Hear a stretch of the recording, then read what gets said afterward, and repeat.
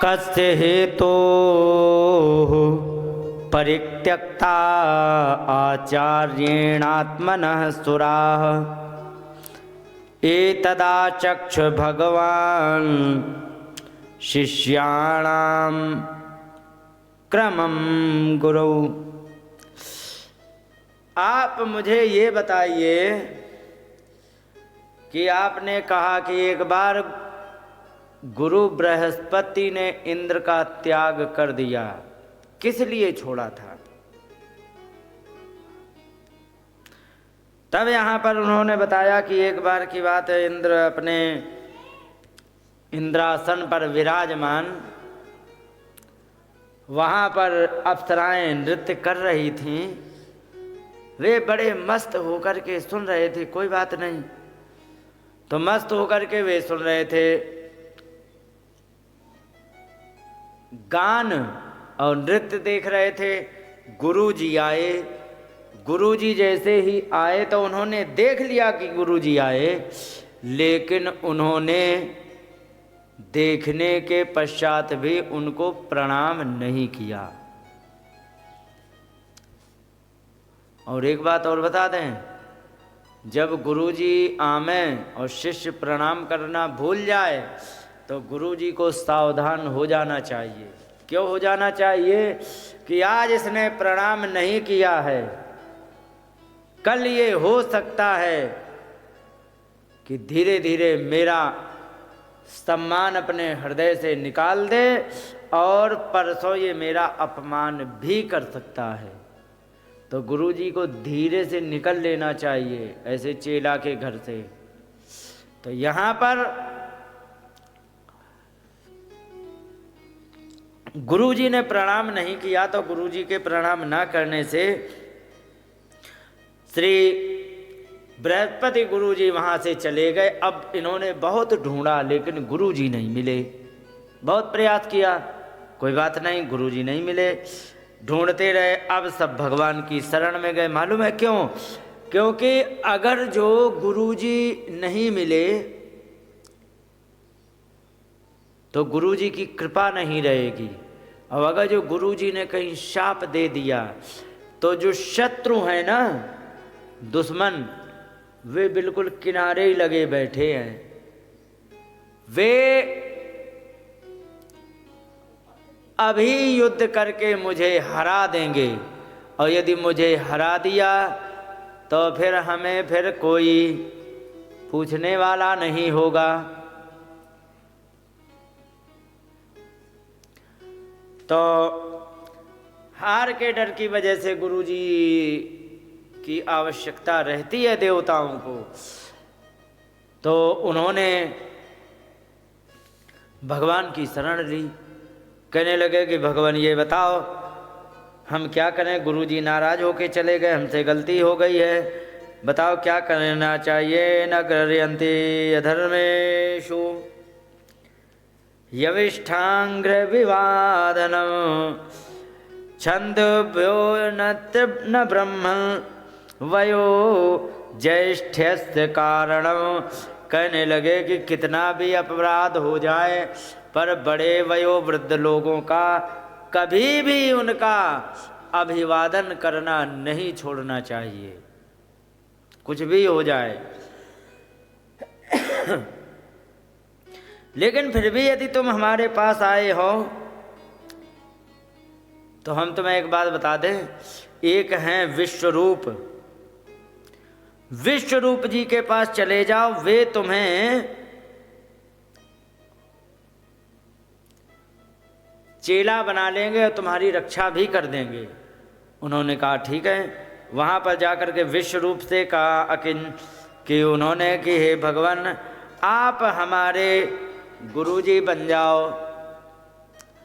उन्होंने कहा कि देखो गुरुजी तो हम बनते नहीं हैं, क्योंकि हमें कुछ चाहिए नहीं है।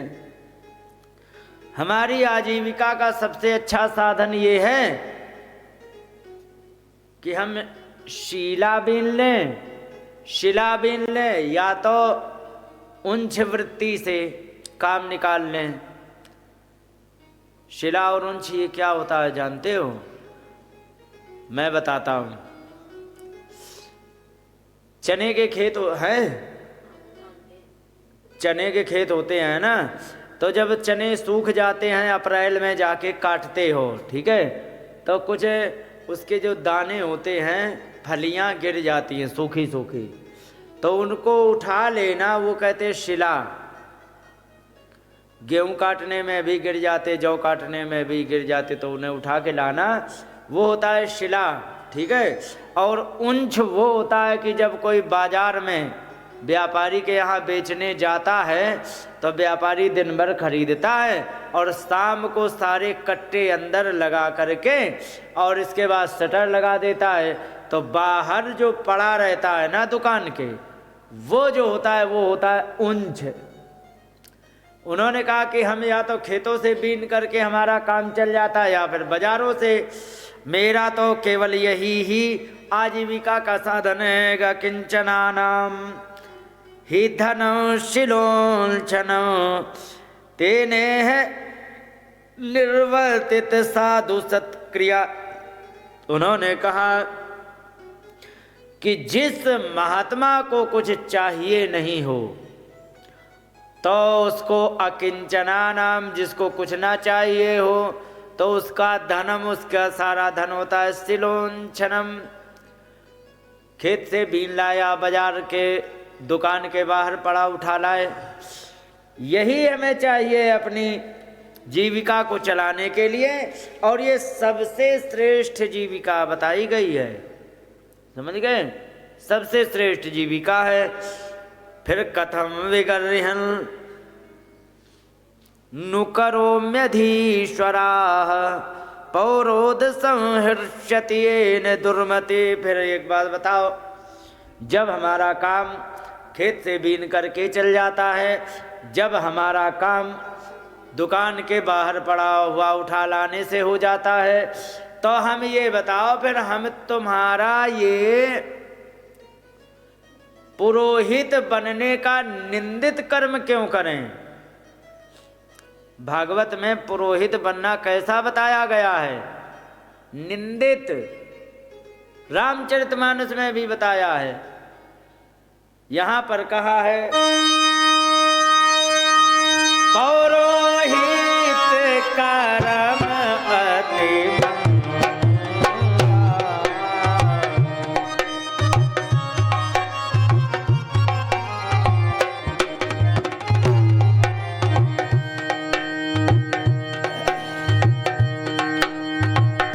वेद पुराण स्मृति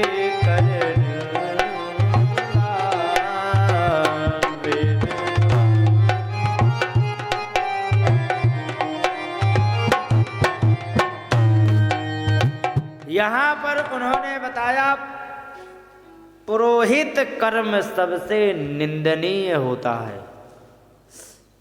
क्यों होता है मालूम है?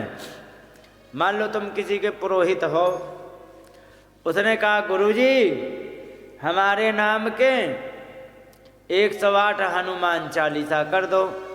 उन्होंने कहा ठीक है।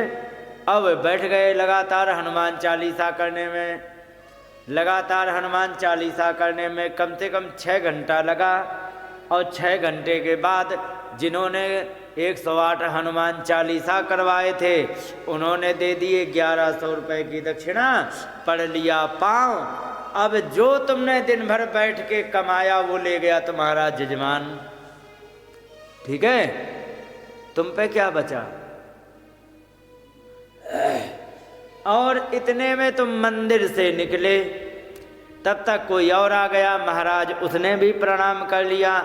जो कमाया था वो जजमान ले गया, और जो उसने प्रणाम कर लिया है वो भी यदि ले जा रहा है वो निश्चित ले जाएगा प्रणाम करने वाला, और अगर जो वो ले जा रहा है तो तुम्हारे गांठ का ले जाएगा। और यदि यही क्रम लगातार चलता रहा तो ध्यान रखो तुम्हारे पुण्य समाप्त हो जाएंगे, तुम जीवन में कुछ अपने लिए नहीं कमा पाओगे, और जब अपने लिए नहीं कमा पाओगे तो या तो तुम अंत में जाकर के पागल बनोगे, या तो झगड़ालू हो जाओगे, या तुम्हारी पीढ़ियां बिगड़ जाएंगी। जो भी वृंदावन गए हों उन्होंने देखा होगा कि वहाँ पर जितने पंडा मिलेंगे तुम्हें ज़्यादातर क्रोधी स्वभाव के झगड़ालू मिलते हैं। समझे? झगड़ालू मिलते हैं। क्यों मिलते हैं? क्योंकि कमा नहीं पाते हैं लेकिन हराम का खा रहे हैं। तो हराम का धन जो है ना, ये गुस्सा बढ़ाता है, तमोगुण बढ़ाता है। और अगर जो तुम्हारा तमोगुण बढ़ गया तो झगड़ा कर लोगे तो तुम्हारी दुर्गति होने में फिर कोई नहीं रोक सकता। इसलिए इन्होंने कहा कि फिर कथम पौरोदसम विगर्ह्यम करोमि, ये निंदित जो पुरोहित कर्म है इसको क्यों करें? क्योंकि हर्षत येन दुर्मति, जो मूर्ख बुद्धि होता है वो दूसरे का पुरोहित बनने में प्रसन्न होता है। समझदार हमेशा किनारा करेगा। समझदार हमेशा कभी भी चेला तक नहीं बनाएगा, ध्यान रखो। और कुछ लोग कंठी भर के लाते हैं कि गांव में चलो हम चेला चेली बनाएंगे, और शायद बने भी हैं, 2-4 बने कि नहीं। जान लीजिए जो दुकान लगा करके चेला चेली बना रहा है उसको तुम्हारे कल्याण से कोई मतलब नहीं, क्योंकि वो चेला चेली बनाने का, गुरु बनने का मतलब ही नहीं जानता है। समझ गए? और ये सबसे निंदित कर्म होता है, क्योंकि जो चेला ने किया, क्योंकि चेला रह रहा है गांव में, वो तो सब करेगा अच्छे बुरे कर्म। अगर जो उसने पाप भी किया है तो गुरु की उसमें साझेदारी होती है। क्यों साझेदारी होती है? जिस समय तुमने चेला बनाया तब क्यों नहीं छानबीन की कि चेला बनाने लायक है या नहीं? कुछ लोग तो कंठी लिए घूमते रहते हैं। तो ये सारी बातें विश्व रूप कह रहे हैं, मैं तुम्हें चेला क्यों बनाऊं, मुझे नहीं बनाने की जरूरत है। विश्व रूप ने मना किया कि मैं चेला नहीं बनाऊंगा। तब यहां पर बताया कि तथापि न प्रतिब्रूयाम गुरु भी प्रार्थितम कियत भवता प्रार्थिता सर्व प्राणैरस्तैश्च साधये। फिर उन्होंने कहा कि जो काम आप लोग मुझसे कराना चाहते हो वह निंदनीय कर्म है, और हम आपको इस निंदनीय कर्म से मुंह भी नहीं मोड़ सकते हैं। क्यों नहीं मुंह मोड़ सकते हैं? क्योंकि तुम्हें भगवान ने भेजा है, और जब भगवान कोई दायित्व देते हैं ना तो अच्छे बुरे की जिम्मेदारी भगवान की है। ठीक है? इसलिए आप लोगों का मैं मनोरथ पूरा करूंगा, क्योंकि भगवान की आज्ञा हुई है इसलिए। और इसके बाद वे विश्वरूप उनके गुरु बने, और गुरु बन करके उनको एक नारायण कवच का उपदेश किया। और ये नारायण कवच जो होता है वो बहुत ही सिद्ध मंत्र है, और 1-2 मंत्र नहीं है, काफी मंत्र होते इसमें। नारायण कवच में बड़े ही सुंदर सुंदर यहाँ पर श्लोक हैं। सारे श्लोक नहीं ले सकते हैं, एक श्लोक तो कम से कम ले ही लिया जाए। यहाँ का हरि ओम हरिद्विदध्यान मम सर्वरक्षा न्यस्तांगि पद्मः पतगेन्द्र पृष्ठे दरारि चर्मासि गदेषु चाप पाशान दधानोष्ट गुणोष्ट बाहु। हरि, हे भगवान, मम सर्व रक्षाम, मेरी चारों तरफ से रक्षा करो। कौन? हरि, परमात्मा। और कैसे हो भगवान? कई न्यस्त अंग्रि पद्मः, आपने अपना चरण कमल है ना,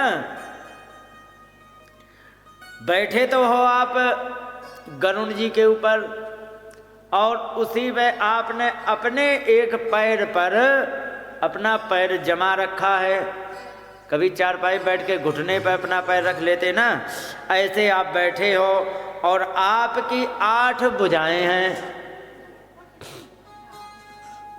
कई की एक भुजा में क्या है कि दर माने शंख, एक में है अरी माने चक्र, एक असी तलवार, गदा,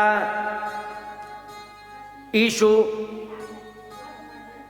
बाण और चाप, धनुष, पाषाण दधानो, एक हाथ में फंदा लिए हैं। दधानुष्ट गुणोष्ट बाहो, आपके 8 भुजाएं हैं, 8 भुजाओं में 8 आयुध लिए रहते हो। ऐसे परमात्मा हरि हमारी मम सर्व रक्षाम, मेरी चारों तरफ से रक्षा करें, जो गरुण जी पर विराजमान रहते हैं ऐसे। और जले सुमाम रक्षतु मत्स्य मूर्ति यादो गणेभ्यो वरुणस्य पाशात। उन्होंने कहा कि हे मत्स्य रूप भगवान, आप हमारी जल में रक्षा करो।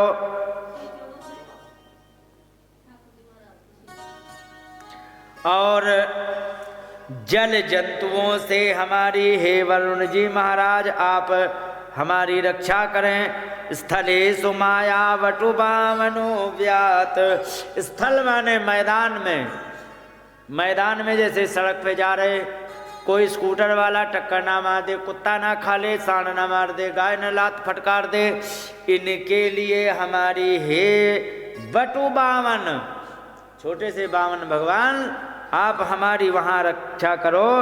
जिन्होंने त्रिविक्रम 3 पैरों से खेवतु विश्वरूपम, और इस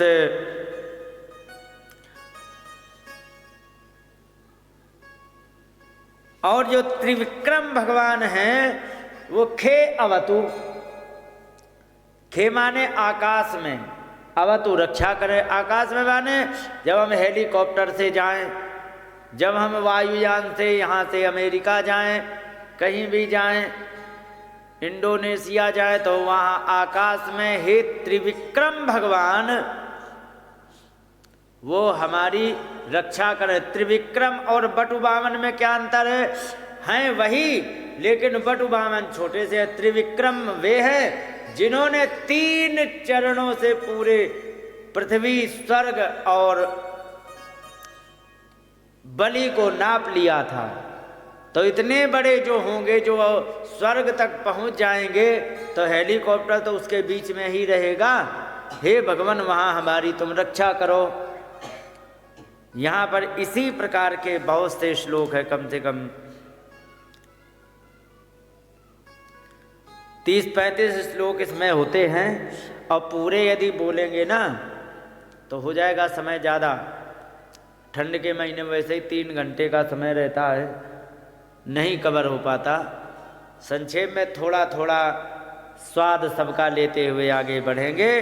और इतना ये प्रभावशाली है नारायण कवच कि एक बार क्या, एक ब्राह्मण ने इस नारायण कवच का अच्छा सा अनुष्ठान किया। अनुष्ठान करते करते वहीं पर उनका शरीर छूट गया, किसी ने अंतिम संस्कार नहीं किया, तो वहीं पड़े रहे। मांस गल करके खत्म हो गया, पृथ्वी में मिल गया। हड्डियां जो थी वे बच गईं। तो ऊपर से एक विद्याधर जा रहे थे, और विद्याधर ने जैसे ही देखा, वो वहाँ से निकलने लग गए, तो वहाँ पर कौशिकी नदी के किनारे की बात है, और वहाँ से जैसे ही ये गंधर्वराज एक निकलने लग गए, चित्ररथ नाम था इसका, अपने विमान से जा रहे थे। उनके सामने आते ही वो विमान बंद हो गया, और विमान बंद होने के बहुत प्रयास किया, सब कुछ देख लिया, फ्यूल देख लिया, तेल है कि नहीं है, इंजन देख लिया, सारी समस्याओं को चेक किया, तो समस्या कहीं नहीं मिली, लेकिन स्टार्ट नहीं हो रहा। बहुत प्रयास किया, वहाँ पर पूछा भगवान क्या बात है, ये हमारा क्यों नहीं चालू हो रहा। वहाँ पर एक महात्मा ने बताया कि तुमने एक नारायण कवच का स्वाध्याय करने वाले एक ब्राह्मण की हड्डियों के ऊपर से तुम निकले हो, उनका तिरस्कार हो गया है। बस आप एक काम करो, उनकी हड्डियों को यहीं कौशिकी नदी में आप, इस नदी में कौशिक गोत्र के जो ब्राह्मण थे उनकी हड्डियां पड़ी हैं, उस ब्राह्मण की हड्डियों को लेकर के आप नदी में श्रद्धा पूर्वक प्रवाहित कर दो, आप चले जाओगे। तो उन्होंने ले जा करके हड्डियां उसमें श्रद्धा पूर्वक प्रवाहित की, और प्रवाहित करने के बाद वो उनका विमान चला और आगे बढ़े। इतना प्रभाव इस नारायण कवच का होता है। इस प्रकार से जब उन्होंने इस नारायण कवच का दिया तो देवताओं की सबसे बड़ी समस्या क्या है, जैसे आजकल दिल्ली की पार्लियामेंट में सबसे बड़ी समस्या क्या है कि विपक्ष तंग करता रहता है। पता लगे कि समाज के हित के लिए कानून बनाना, विपक्ष ने विरोध कर दिया। देवताओं की यही समस्या, देवताओं का विपक्ष है राक्षस। अगर जो जरा से कमजोर हो जाए तो राक्षस उन पर आक्रमण करके छीन लेते हैं, ये उनकी समस्या। तो उनसे, राक्षसों से इस नारायण कवच के कारण उनकी बड़ी सुंदर रक्षा हुई और बड़े आराम से निश्चिंत होकर के इंद्र अपना राज चलाने लग गए। अब क्या हुआ कि गुरुजी जो थे विश्वरूप, तो विश्वरूप के मामा लोग थे राक्षस, और मामा लोग राक्षस थे, तो राक्षसों के कारण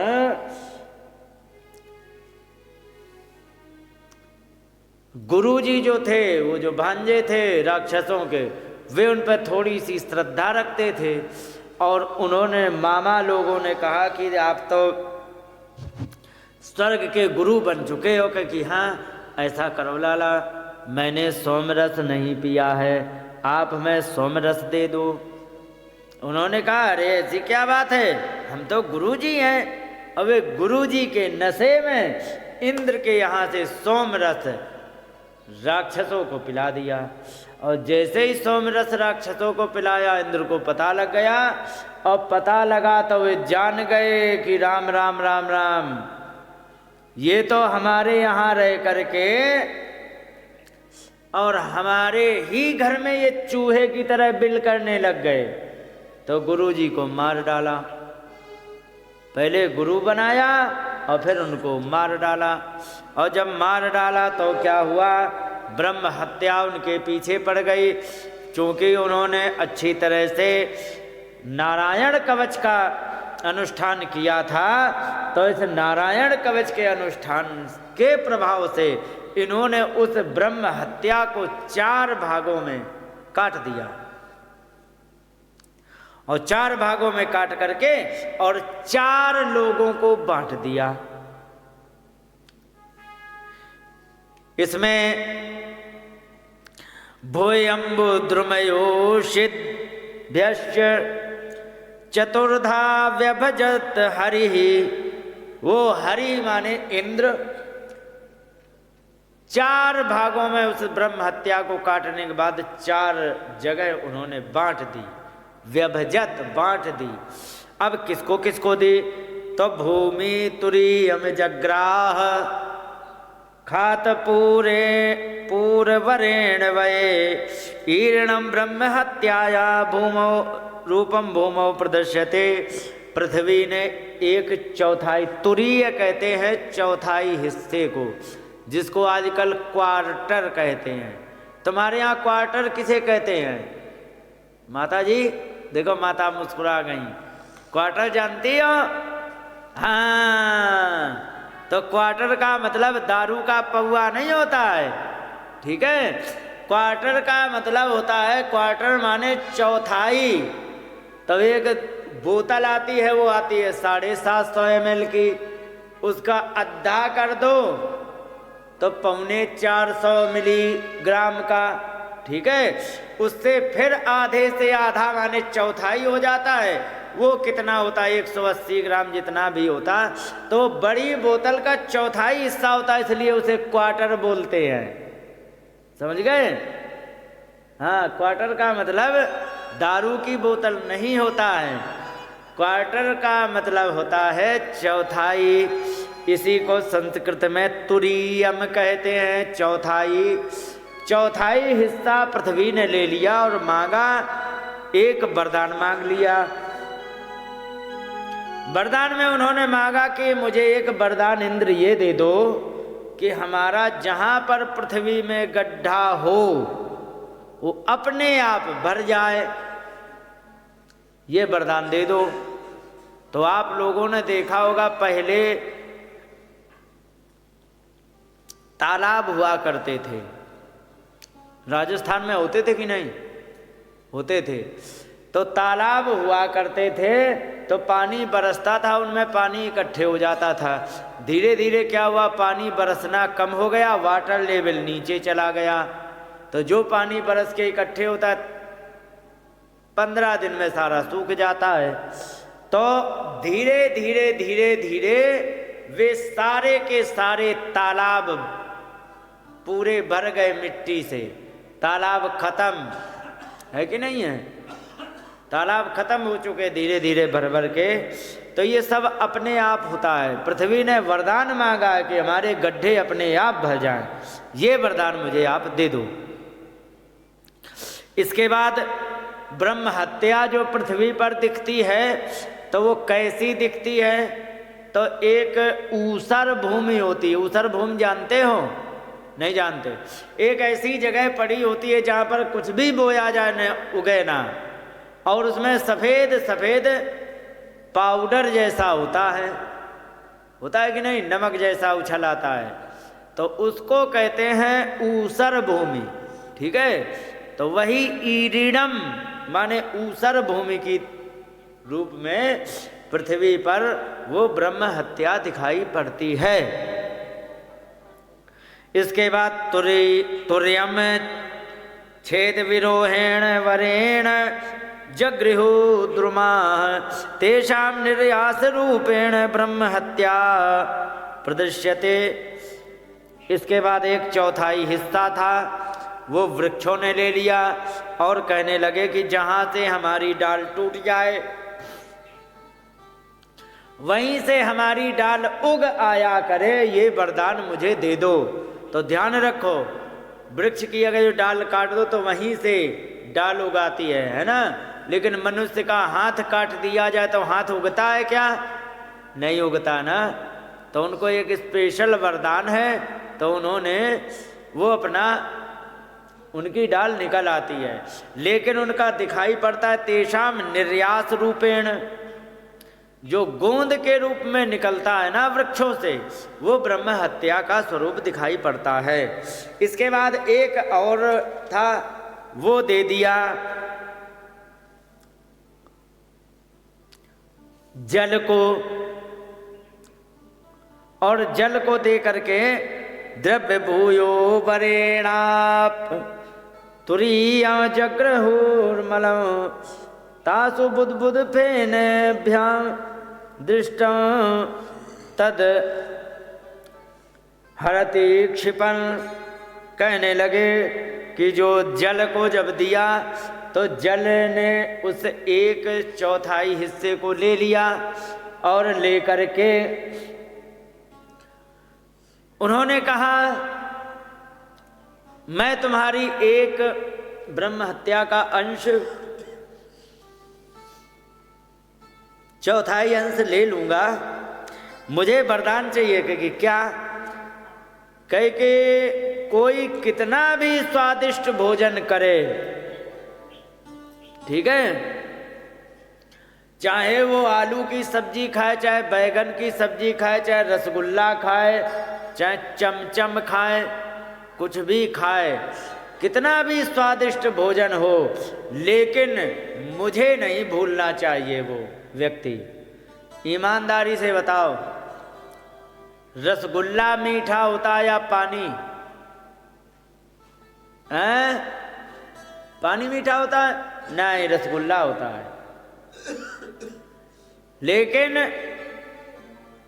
लेकिन रसगुल्ला कितने भी तुम खा लो, लेकिन अंत में ये लगेगा कि थोड़ा सा एक गिलास पानी ले लिया जाए। उसने कहा कितना भी स्वादिष्ट भोजन हो जाए, लेकिन मेरा महत्व कम नहीं होना चाहिए, क्योंकि तुम्हारा महत्व कम नहीं होगा।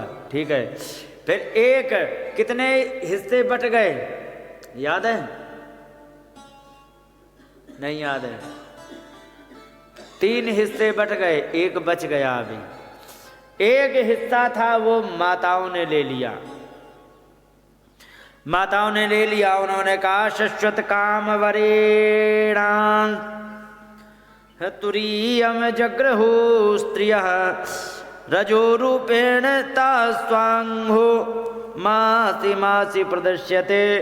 उन्होंने, स्त्रियों ने भी एक हिस्सा ले लिया जो महीने के 3 दिनों में दिखाई पड़ता है, लेकिन वरदान बड़ा सुंदर मांगा। वरदान मांगा कि मैं कितनी भी बूढ़ी हो जाऊं, लेकिन मेरा पति हमेशा जीवन भर मुझसे प्रेम करता रहे, ये वरदान हमें दे दो। इंद्र ने उनको वरदान दिया, और ये बात सच है। इसके बाद यहाँ पर जब 4 भागों में इंद्र ने ब्रह्म हत्या को बांट दिया, वे फिर निर्दोष हो गए। उनके पिताजी को बड़ा बुरा लगा। पिताजी का नाम था त्वष्टा। किनके पिताजी को? विश्वरूप जी के पिताजी को, गुरु जी के पिताजी को। वे त्वष्टा को बहुत बुरा लगा। उन्होंने कहा कि देखो, हमारे बेटे को मार डाला, पहले गुरु बनाया, गुरु बनाने के बाद मार डाला। एक तो ब्राह्मण, ऊपर से गुरु,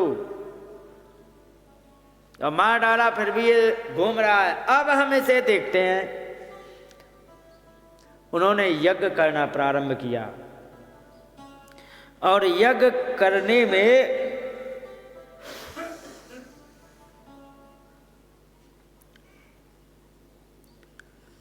मंत्र बोलना प्रारंभ कर दिया।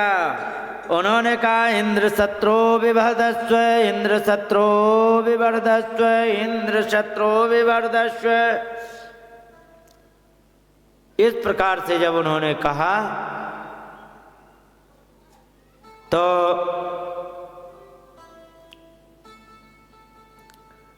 अर्थ बदल गया। चाह रहे थे कि श्री राधे राधे,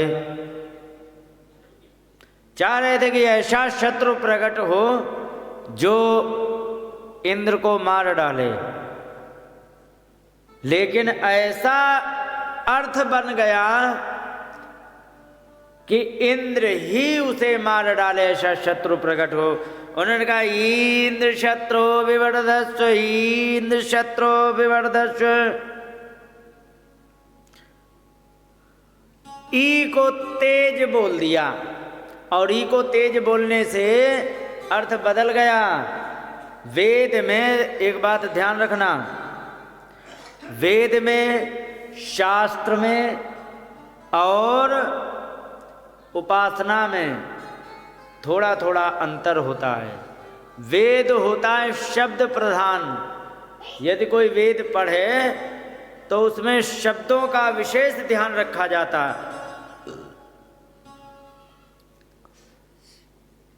शास्त्र होता है अर्थ प्रधान। जिसने बढ़िया सा अर्थ कर दिया, साहब अरे ये क्या बढ़िया कथाकार, क्या बढ़िया ज्ञाता हैं, कहते हैं। लेकिन उपासना होती है भाव प्रधान। उपासना में तुम्हारी भावना ही महत्वपूर्ण है। अगर जो तुम्हारी भावना नहीं है तो तुम्हारी उपासना का कोई अर्थ नहीं। और शास्त्र में यदि तुमने अर्थ नहीं ढंग से कर पाए तो तुम्हारा शास्त्र कहने का कोई मतलब नहीं। और वेद में यदि तुमने शब्दों को सही से नहीं बोल पाए तो वेद ना पढ़ो तो ज्यादा अच्छा। यहां पर वेद मंत्र में गड़बड़ी हो गई। इंद्र से गुस्सा होने के कारण उसको तेज बोल दिया, और षष्ठी तत्पुरुष समास बनना चाहिए था, लेकिन बहुव्रीहि समास बन गया। और परिणाम ये निकला कि कहना चाह रहे थे इंद्र का शत्रु प्रकट हो जो इंद्र को मार डाले, अर्थ ये निकल गया इंद्र का शत्रु प्रकट हो जिसको इंद्र ही मार डालें। और एक बड़ा भयंकर, एक विशाल, कृतांत इव लोकानाम युगांत समये यथा, जैसे प्रलय के समान समय बड़ा विकराल रूप का एक भयंकर दैत्य प्रकट हो गया, ऐसा मान लो कि जैसे युगांत माने प्रलय आ गई, आने वाली है कि अब ये प्रलय ही कर देगा। और इस प्रकार से वो प्रकट हो करके उन्होंने जा करके देवताओं से युद्ध करना प्रारंभ किया। जाने कितने देवताओं के हाथ पैर तोड़ डाले, और परिणाम ये निकला, हाथ पैर जब उन्होंने तोड़ डाले, अब सारे देवता बड़े घबरा गए। घबरा करके देवता लोग गए भगवान के पास, हे भगवान रक्षा करो, बचाओ, ये तो बड़ा भयंकर है, इसको जीतना बड़ा कठिन है, क्या करें क्या ना करें। कहे कि जीतना कठिन नहीं है, साधन तुम्हें व्यवस्था बनानी पड़ेगी, जीतना तो कठिन नहीं है। अच्छा भगवान क्या साधन बनाए?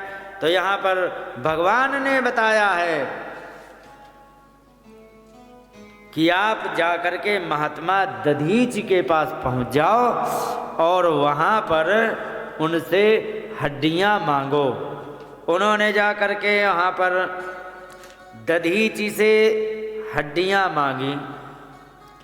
अब एक बात बताओ, हड्डी क्या कोई जेब में पड़ा हुआ कोई पैसा सिक्का सामान तो है नहीं कि ऐसे हाथ डाला और निकाल के दे दिया, लो भाई ले जाओ। हड्डियां तो तब दी जाएंगी जब अपना शरीर से सारा मांस खत्म किया जाए। अब एक बात बताओ, अगर जो मांस खत्म कर दिया जाए, हड्डियां निकल आए, तो प्राण बचेंगे कि जाएंगे? उसमें प्राण जाएंगे। उन्होंने आकर के कहा कि भगवान हमें आपकी हड्डियां चाहिए।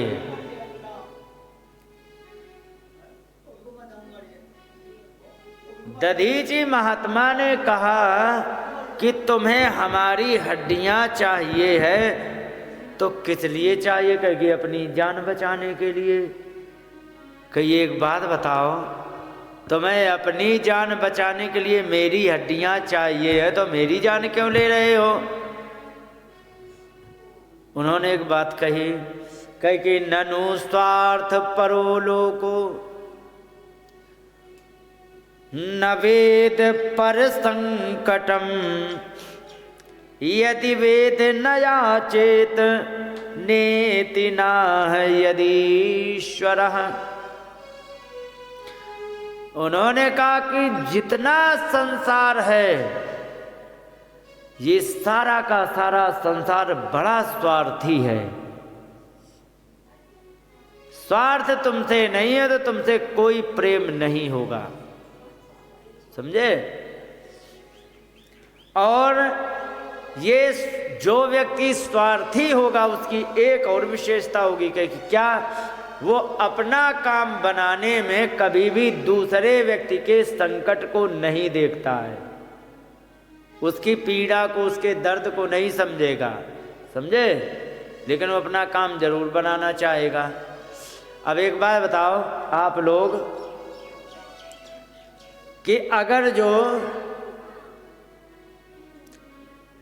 कोई व्यक्ति पानी में डूब रहा हो, ठीक है, और उसे कोई बचाने के लिए चला जाए, और वो डूब रहा है और कोई बचाने के लिए यदि चला गया तो डूबने वाला व्यक्ति क्या करेगा मालूम है?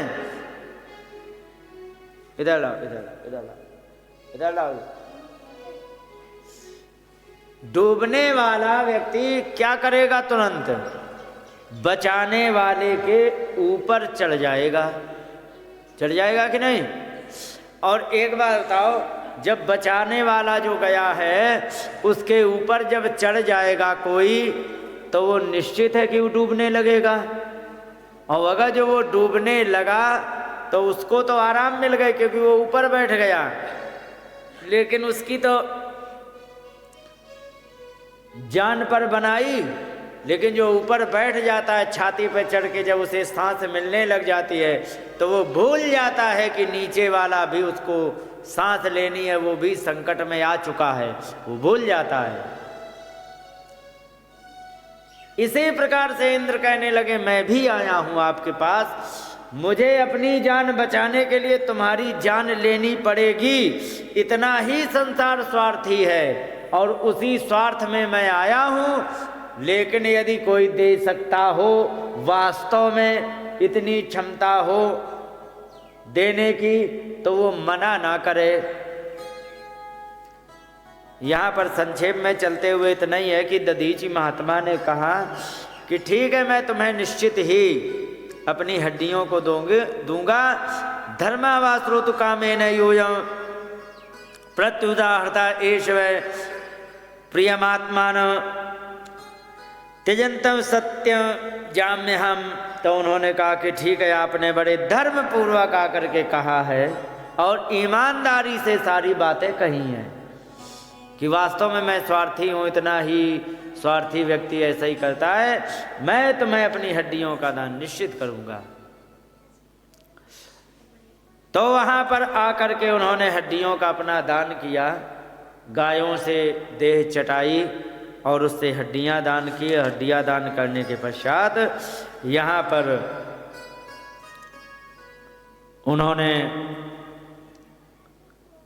उन हड्डियों से एक वज्र नाम का हथियार बनाया और उस वज्र से हथियार बना करके, और वो जो वृत्तासुर नाम का बड़ा भयंकर दैत्य था वो प्रकट हो गया था। उसी को मारने के लिए सबका कुछ करना पड़ा था।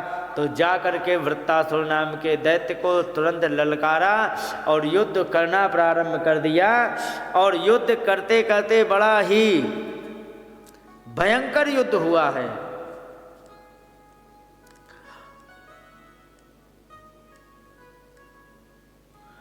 और यहाँ पर एक बार क्या हुआ कि ऐरावत को भी उठा के फेंक दिया घुमा करके। ऐरावत का भी मुंह टूट गया, इतना भयंकर बलवान था। फिर जैसे तैसे संभल करके इसके बाद उसने युद्ध किया। और युद्ध करते करते इंद्र ने क्या किया, एक लिया